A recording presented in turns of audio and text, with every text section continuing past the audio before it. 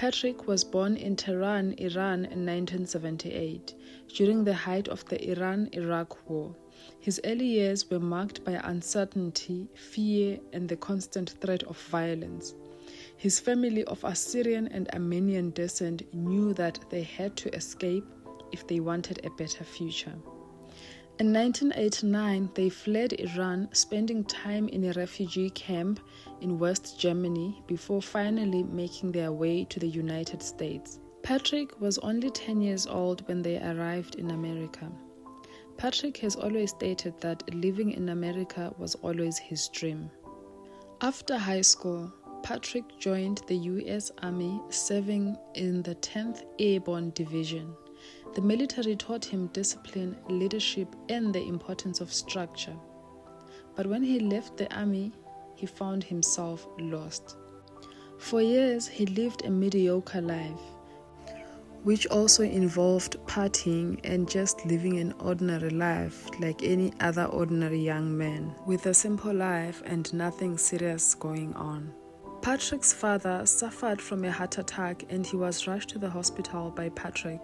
When they got there, the nurses were reluctant to attend to his father, and Patrick made a scene to a point that they had to call the police officers and chase them out of the hospital. I had a heart attack and he was going to die. And I went to the UCLA Medical Center, and I saw the nurses were not being quick to my, getting to my dad, and they disrespected my dad, and then I disrespected them, and cops came and they kicked me out. And the lady said the most powerful thing: what makes you so entitled to think we have to take care of your dad quickly? You know who pays for your dad's health care? The government does. Taxpayers, not you. Oh my God. I'll never forget that lady. And I just lost it. Kicked me out. I'm downstairs in my car crying like a little baby. I'm like, your dad's going to die because your lazy ass wants to chase girls and go freaking party 6 days a week. And for the rest of your life, you will never say this to anybody, but you will hold on to it internally. Your dad died because the only son he had was a freaking schlep. You will eat that. You will live with that for the rest of your freaking life. You want that man to die? Keep doing the same shit you're doing. Go ahead. Came to work the next day, started working 100 hours a week. And then I retired my dad. I brought him home and I said, the world's going to know how amazing of a father you've been. And I guarantee you're going to have to kill me, Dad, but they're going to know your last name.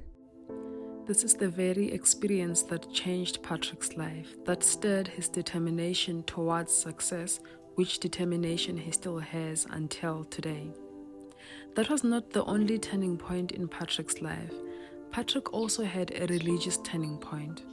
According to Patrick, at some point he missed his mother and said to himself, if there is a God, I want to speak to my mother right now. Remember, he hadn't spoken to his mom for a period of 5 years.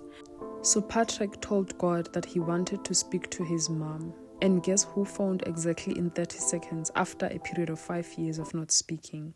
I've spoken to my mom for 5 years. I have a new phone. She doesn't know my phone number. It's 2 o'clock in the morning. And I'm sitting there. I said, God, I don't believe you exist. But if you do, I want to hear my mom's voice right now. It's like just a child wanted to hear his mom's voice. When I tell you 30 seconds later, my phone rang with a blocked number, I was so scared to answer the phone. So scared to answer the phone. And I answered the phone, and it's her crying. I said, why are you crying? And I'm crying. But she cried first. I'm like, why are you crying? She says, because God told me you were in pain. I had to call you. I'm like, what? And I said, what do you mean? How'd you get my number? Well, I've had your number for the last 6 months. I just didn't want to call you. Patrick entered the financial services industry, where he founded the PHP agency in 2009, which is a life insurance marketing company that grew into a powerhouse. Later on, Patrick also launched Valuetainment, a media platform dedicated to educating entrepreneurs and business leaders. Through interviews, business strategies, and motivational content, Patrick became one of the most influential voices in entrepreneurship. Today, Patrick Bet-David is a successful entrepreneur, author, and speaker. His journey from a refugee to an influential entrepreneur and a multimillionaire serves as an inspiration to millions. His story proves that no matter where you start, with determination, faith, and the right mindset, you can rewrite your destiny. If you are inspired by this story, don't forget to share your thoughts on the comment section, and also don't forget to give the story a thumbs up and also subscribe to my YouTube channel so that we can share more similar stories that inspire others. Thank you for watching.